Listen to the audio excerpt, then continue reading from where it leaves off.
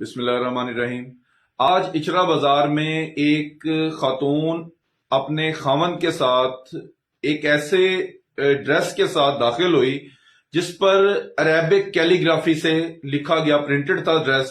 جس سے لوگوں کے ذہن میں، عوام کے ذہن میں یہ ابہام پیدا ہوا کہ یہ کوئی قرآنی آیات کپڑوں پر لکھی ہوئی ہیں، اور اس کو گستاخی تصور کر کے واویلا، شور اور گستاخی کے نعرے لگانا شروع کر دیے۔ اسی موقع پر جیسے ہی یہ بات ماحول میں گرما گرمی شروع ہوئی تو یہ خبر تحریک لبیک کے علماء تک پہنچی، تو وہ فوری طور پر اس معاملے کو روکنے کے لیے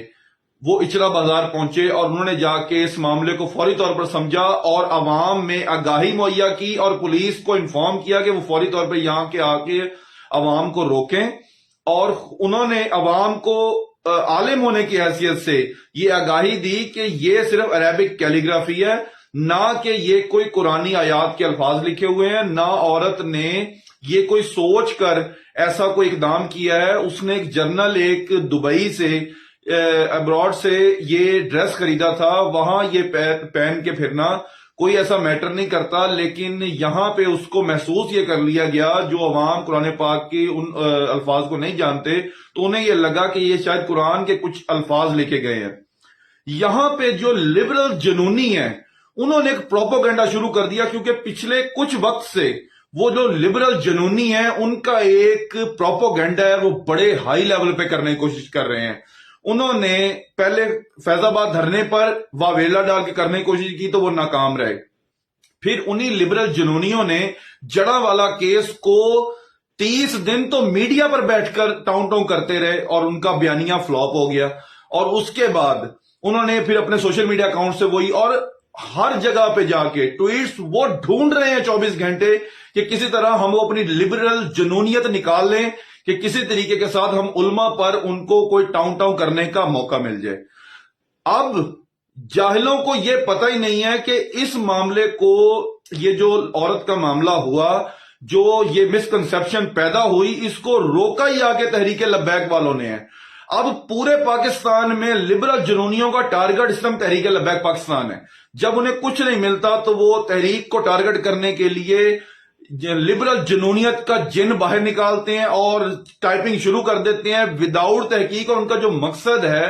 وہ اب ایک نئے ایجنڈے پر ہے، جس مقصد کے لیے تحریک کو اور مذہبی جماعتوں کو اسمبلیوں سے باہر رکھا گیا ہے کہ وہ کسی طریقے کے ساتھ وہ قانون LGBT کے پاس کر دیں جو یہ لبرل جنونی چاہتے ہیں۔ تو ہمارا جو آج کا ٹاپک تھا وہ یہ عورت تھی جس کے ڈریس سے یہ ایک مسکنسپشن پیدا ہوئی، اور اس کو بھی تحریک لبیک کے علماء نے آ کے اور کارکنان نے آ کے عوام جو مشتعل ہو چکی تھی اس کو کور کیا اور پولیس کی معاونت کرتے ہوئے اس معاملے کو رفع دفع کروایا۔ ہماری تمام اداروں سے اور تمام کارکنان تحریک لبیک سے یہ اپیل ہے، اداروں سے یہ اپیل ہے کہ ان لبرل جنونیوں کا فوری طور پر علاج کیا جائے، کیونکہ جس بازار میں یہ معاملہ ہوا اس بازار میں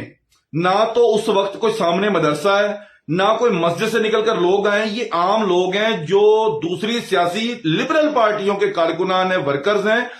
کیونکہ علم انہوں نے حاصل نہیں کیا ہوا، دینی لحاظ سے یہ جاہل ہیں۔ جب عالم دیکھے گا تو وہ تو فوری طور پر پکڑ لے گا کہ یہ قرآنی الفاظ نہیں ہیں۔ تو ان جو لبرل جنونی اور بے وقوف اور ان پڑھ ہیں ان کو تھوڑا سا علم حاصل کروائیں، اور ان جو ایسے عناصر ہیں جنہوں نے یہ پروپیگنڈا وہاں پہ کیا ان کو پکڑے، جو جنونی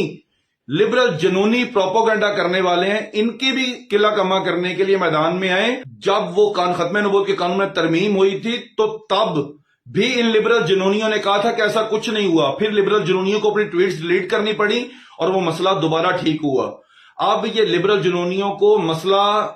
اس کیس سے بنا ہے